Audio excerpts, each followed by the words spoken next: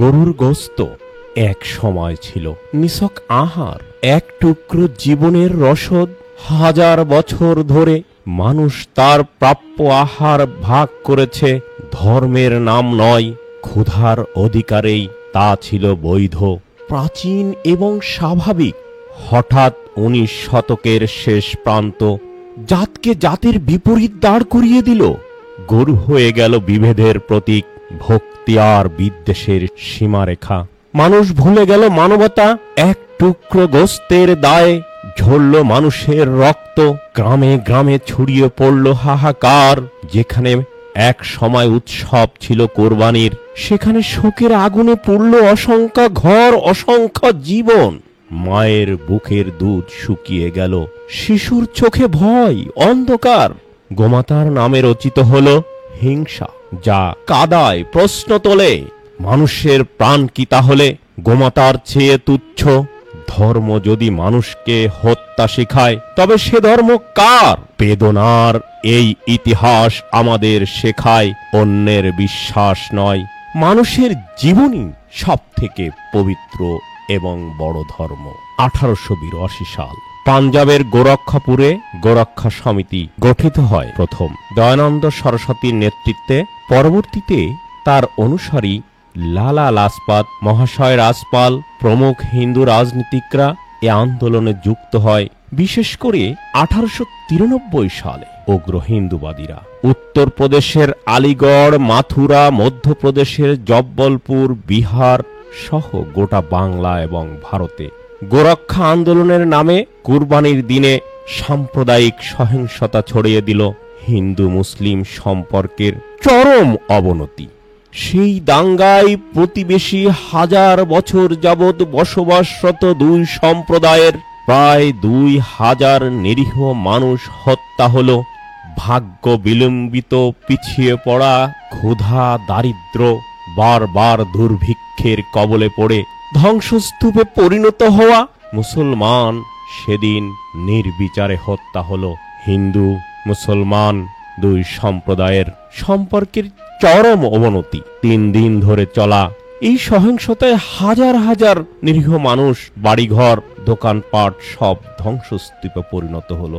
1893 সালের দাঙ্গা শুধু প্রাণহানির দিক থেকেই নয়, ভারতীয় সমাজে এই প্রথম বড় ধরনের ধর্মীয় বিভাজনের প্রতীক হিসাবে ঐতিহাসিকভাবে গুরুত্বপূর্ণ হয়ে উঠল। এরপর থেকে হিন্দু মুসলমানের সম্পর্ক আরো তিক্ত থেকে তিক্ততর হতে লাগলো, যা ভবিষ্যতের রাজনৈতিক পরিস্থিতি, বিশেষত মুসলিম লীগের উত্থান ও পৃথক রাষ্ট্রের দাবিকে জোরালো করে তুলল। কিছু প্রদেশে সেই সময় গুরু জবের উপর নিষেধাজ্ঞা আরোপিত হল। হিন্দু মুসলমান সমাজে গোমাতা পূজার ধারণা আরো বেশি শক্তিশালী করা হলো। এটি সাম্প্রদায়িক বিভেদকে বাড়িয়ে সামাজিক সম্প্রীতি চিরদিনের জন্য নষ্ট করা হলো। ভারতীয় উপমহাদেশের রাজনীতিতে গোরক্ষা ও গোমাতা ইস্যু রাজনৈতিক হাতিয়ার হিসেবে ব্যবহৃত হতে থাকলো। কিছু কিছু রাজ্যে গোহত্যা আইনত নিষিদ্ধ করে দেওয়া হলো, আবার কোথাও তা সাংবিধানিক বিতর্কের বিষয়। গোরক্ষা সমিতির ভাবধারা ধর্ম, রাজনীতি ও সংস্কৃতির মিলিত এক প্রতীক হিসেবে চিহ্নিত হলো, যেখানে একদিকে বলে গরু আমাদের মা, আর সেই মায়ের নামে মানুষের রক্ত ঝরায় রাস্তায়, বিবেক কাঁদে, ইতিহাস কাঁদে, লজ্জিত হয় মানবতা।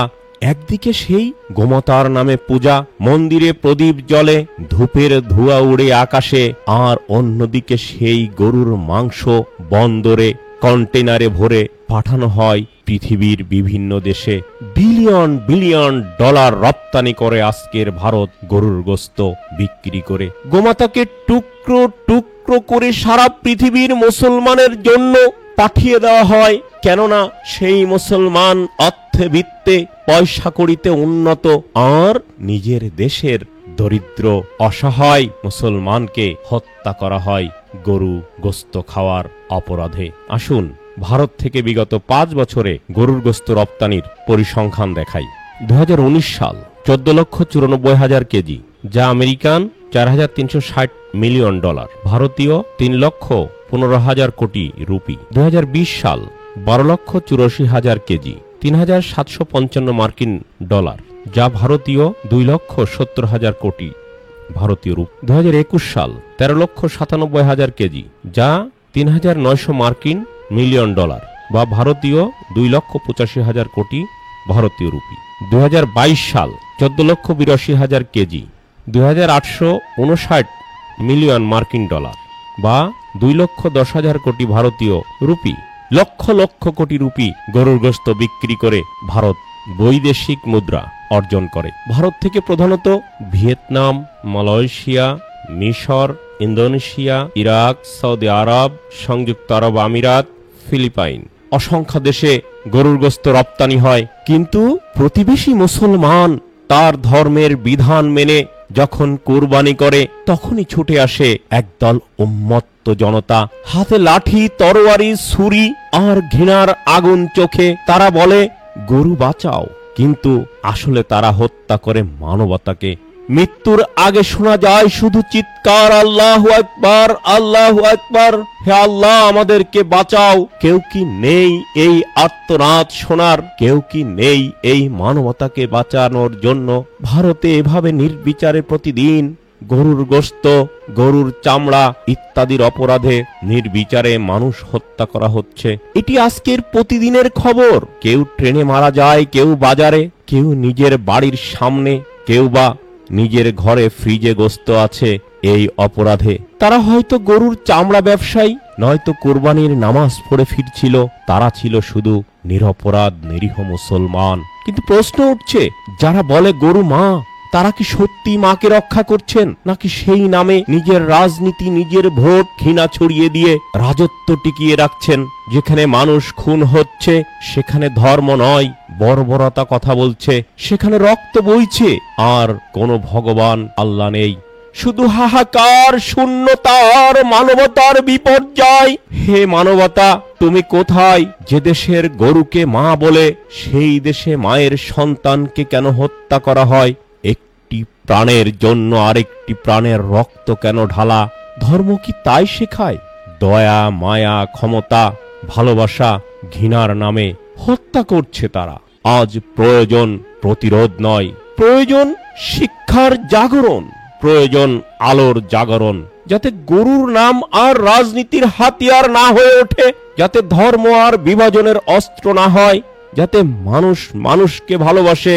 ধর্ম, জাত বা কোরবানি নয়, হৃদয়ের আলোয় গোরক্ষার নামে যারা হত্যা করছে তাদের বলো, গরু মায়ের চেয়ে বড় মা এই পৃথিবীর মানবতা। আর যখন মানবতা মরে যায়, তখন কোনো মায়ের বেঁচে থাকা অর্থহীন। সুতরাং আসুন শিক্ষার আলোয় আলোকিত হয়ে মানবতাকে জাগিয়ে তোলার আন্দোলন গড়ে তুলি। এভাবে আর নির্বিচারে ধর্মের নামে মানুষ হত্যা নয়,